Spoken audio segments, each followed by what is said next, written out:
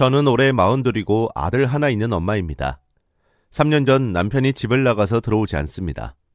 그때는 금요일 저녁이었고 낮에 친구 아버님이 돌아가셨다는 소식을 들었다며 집으로 들어와 양복으로 갈아입지 않고 검은색 양복과 넥타이만 챙겨서 나갔죠. 친구 누가 아버지 돌아가신 거냐고 물어도 초등학교 친구인데 너는 모르는 사람이라고 했습니다. 우리 결혼식에 온 친구가 아니냐고 하니 그때 외국에 나가 있어서 결혼식에도 못 왔다고 하더군요.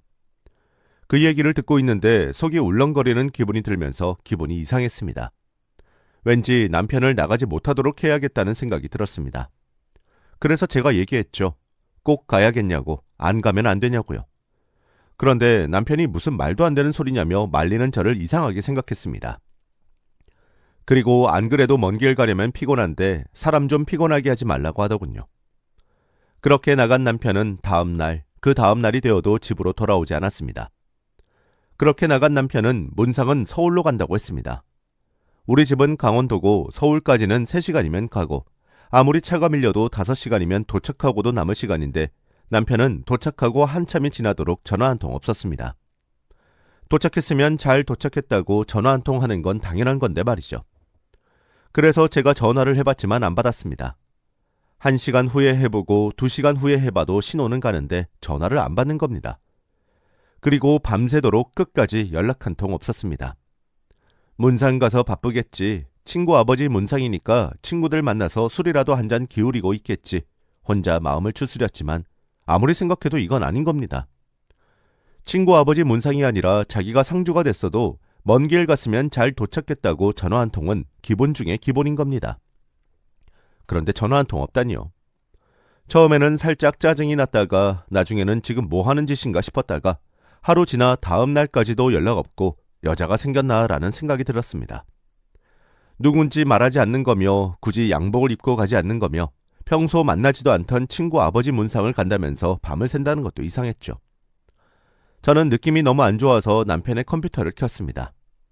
그리고 이메일, 카톡 모두 자동 로그인이 되어 있었습니다. 저는 남편의 카톡을 들어가 최근 카톡 내용을 하나씩 훑어보기 시작했습니다. 남편의 카톡 그 어디에도 친구 아버지 문상에 관련된 카톡은 없었습니다. 그 대신 정대리라고 입력된 여자가 남편이 집을 나서고 어디야? 운전 중. 차 많이 막혀? 라는 메시지는 남겼고 왜 이렇게 늦어? 무슨 사고 났어? 왜 전화 안 받아? 와이프한테 들켰어? 뭐야, 못 오면 못 온다고 연락을 해야지. 혹시 와이프한테 전화기 뺏긴 거야? 그 연락이 마지막이었습니다. 전화기가 제 손에 있을 것을 의식해 더 이상 연락을 하지 않은 듯 했죠. 두 사람의 대화 내용을 다 살펴보니 남편과 그 여자는 하루 이틀 만난 사이가 아니었습니다. 남편의 직장 동료이고 가정이 있는 유부녀였습니다. 그 여자는 남편의 오피스 와이프로 무려 5년이란 시간을 만나고 있었고 혼자서 보기 힘들 정도로 추잡스러운 말을 주고받으며 비밀 문자 주고받은 것을 즐기고 있었습니다. 그 두 사람은 낮에 만나고 주말에 각자 집에 있으면서 떨어져 있지만 같이 있는 상상을 하며 문자를 주고받았고 만나기로 한 날짜까지 너무 보고 싶어서 복귀하겠다고 하면서 서로 정을 나눈 사진을 보내주거나 각자 서로 특정 신체 부위를 교환하면서 안달이 난 마음을 달랬습니다. 나이 40 넘은 사람들의 애정 표현이 10대도 울고 갈 정도였고 그에 비하면 저는 연애의 감정을 느껴본 지도 남자를 보며 설레어 본 지도 너무 오래돼서 옛날에 어떻게 연애했는지도 가물가물한데 남편은 달랐습니다. 남편은 저랑 연애했던 20대 때보다 더 불타오르는 연애를 하고 있었고 저를 저리 잘도 속여가면서 가정이 있는 인간들끼리 잘도 만나서 놀아나고 있었던 겁니다. 그걸 보고 있으니 너무 화가 나고 괴로워서 눈물이 왈칵 쏟아졌습니다. 입에서 온갖 욕이 있지도 않은 남편을 향해서 본물 터지듯 터져나왔습니다. 그렇게라도 욕을 하지 않으면 가슴이 너무 답답하고 터질 것 같아서 견딜 수가 없을 것 같았습니다. 우리는 결혼 후 애 낳고 부부 생활 거의 없이 살았는데 그 여자와는 얼마나 자주 만났을까 생각하니 괴롭고 갑자기 나도 남편한테 여자로 보이고 싶다는 생각이 들다가도 남편에 대한 증오가 너무 커서 두 번 다시 얼굴을 마주하고 싶지 않았습니다. 그냥 어디 가서 콱 죽어버려라. 저는 이를 갈며 악담을 했습니다. 그러면서 또 눈물이 나고 나는 이 사람한테 뭐였나 인생이 허무하고 그냥 저는 정신이 나간 미친년처럼 울었다 분노했다. 내 자신이 초라해지고 가슴을 쥐어뜯으며 잠을 이루지 못했습니다. 그런데 정말 말이 씨가 된 건지 남편은 집으로 돌아오지 않았습니다. 제 말처럼 정말 어디 가서 콱 죽어버린 건지, 어쩌면 이 여자하고 자면서 집에 들어오지 않고 있는 건지 혼자 별의별 생각이 다 들었습니다. 어쨌거나 남편에게는 오랜 세월 여자가 있었고, 그날도 여자를 만나려고 저를 속이고 나갔고, 친구 아버지 문상을 간다며 검은 양복에 검은 넥타이까지 챙겨나가면서 거짓말을 했던 거였습니다. 그런데 남편의 계획은 뭔가 완전히 틀어진 듯 했습니다. 애초에 만나기로 약속이 되어 있던 정대리라는 여자는 결국 만나지 못했고, 그렇게 남편은 연락 두절됐으며 남편이 타고 갔던 차도 그대로 사라져버린 것이었습니다. 온 집안이 발칵 뒤집어졌습니다. 사라진 남편 때문에 시어머니는 알아누우셨고, 시아버지는 경찰서를 찾아가서 실종 신고를 하고 여기저기 수소문을 하고 다녔습니다. 친구 아버지 문상 얘기했지만 문상을 간 적이 없고, 남편에게 여자가 있었는데 그 여자를 만나러 간 것 같다고, 그런데 그 뒤로는 어떻게 됐는지 모르겠다고 했죠. 그랬더니 시어머니는 저한테 원망을 퍼부으며 왜 남편을 밖으로 나돌게 하냐고, 안 사람이 남편을 따뜻하게 감싸면 절대 남자는 밖으로 나돌지 않는다며 모든 게 제 탓인 것처럼 얘기했습니다. 너만 잘해줬어도 내 아들 그리 나가지 않았을 거라며 당장 가서 내 아들 찾아내라고 난리를 쳤습니다. 시어머니 마음 모르는 거 아니지만 제 마음도 미칠 것 같았습니다. 남편이 연애를 하고 나를 배신하고 속이고 그것도 모자라 증발했는지 잠수를 탔는지 모습까지 보이지 않으니 마음이 걸레처럼 너덜너덜해지고 있었습니다. 가출 신고, 실종 신고를 해도 남편을 찾지 못하는 건 마찬가지였습니다. 남편의 전화기는 계속 꺼져 있었고 전화기도 남편도 아무런 대답이 없었습니다. 저는 그 여자도 찾아가 봤습니다. 처음에 둘이 바람난 사실을 알았을 때는 만나자마자 머리카락을 다 뽑아버릴 마음이었다가 진짜 남편이 며칠간 연락이 없으니 머리털 뽑아버리는 게 중요한 게 아니었습니다. 그 여자를 만나 어떻게든 남편의 행방에 대해 알아보고 남편을 찾아야만 했습니다. 그런데 그 여자도 남편의 소식을 전혀 모르고 있었습니다. 안 그래도 너무 안 와서 이상하게 생각하고 있었다며 자기 만나러 오다가 이런 일을 겪을 줄 몰랐다며 그 여자도 내 앞에서 눈물을 펑펑 쏟았습니다. 그 모습을 보니 기가 찼습니다. 한 달이 지나고 두 달이 지났습니다. 그동안 저는 살이 8kg나 빠졌고 얼굴은 누가 봐도 근심 걱정이 가득한 박복한 여자 같은 얼굴을 하고 있었습니다. 사람들은 처음엔 아빠 어디 갔냐고 왜 안 오느냐고 묻더니 이제는 분위기 파악을 한 건지 아빠에 대한 이야기는 어느 순간부터 묻지 않았습니다. 그 모습을 보니 더 마음이 미어지고 속은 점점 썩어 들어갔습니다.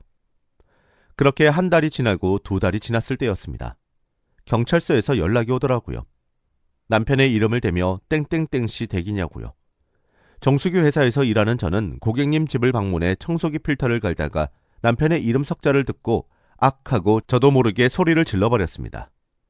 안방에 있던 고객님이 달려나와 무슨 일이냐고 깜짝 놀라 물었고 저는 죄송하다고 전화 한 통만 받겠다고 밖으로 나왔죠.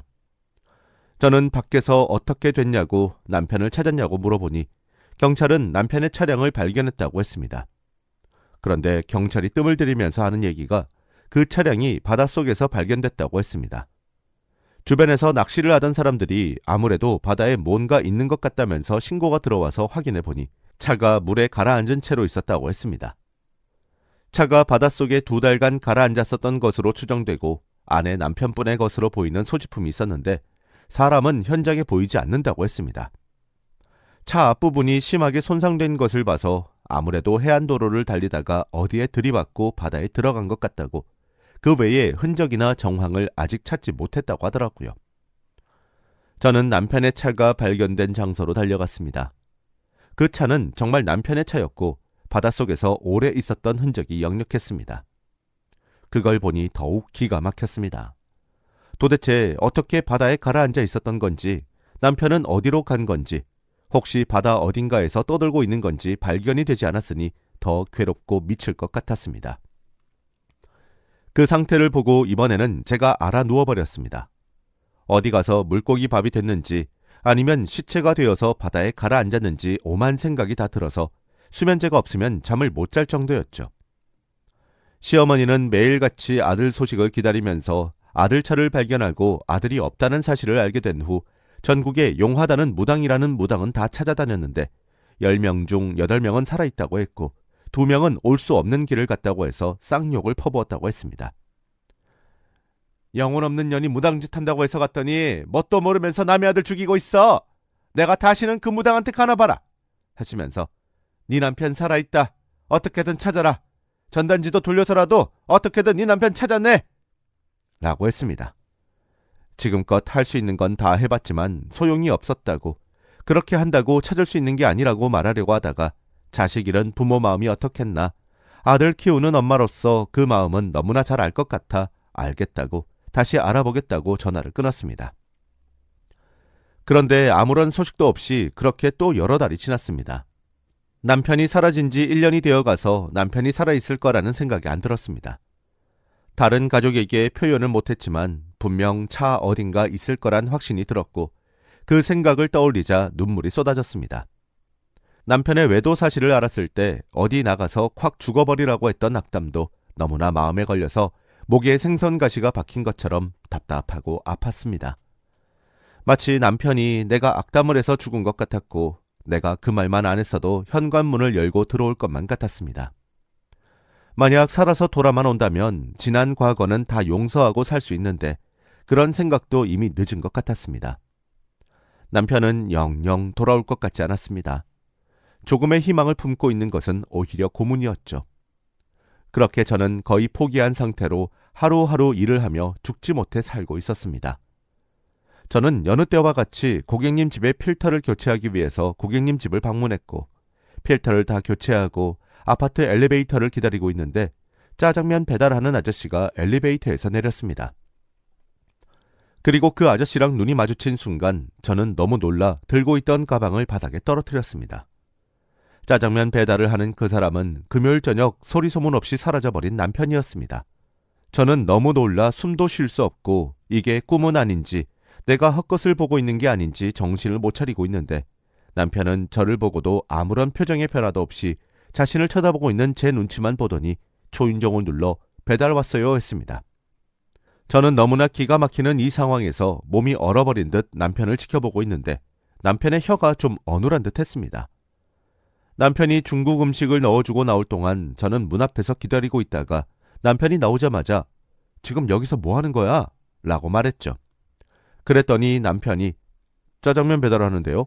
그런데 왜 반말하세요? 했습니다. 저는 하도 기가 막혀 말도 나오지 않더라고요. 얼굴 표정이나 말투를 봐서는 저를 전혀 기억하지 못하는 것 같았습니다. 그래서 제가 왜 이래? 장난이야? 나 몰라? 했죠. 그랬더니 남편은 저보고 누구신데요? 그런데 왜 자꾸 반말이세요? 했습니다.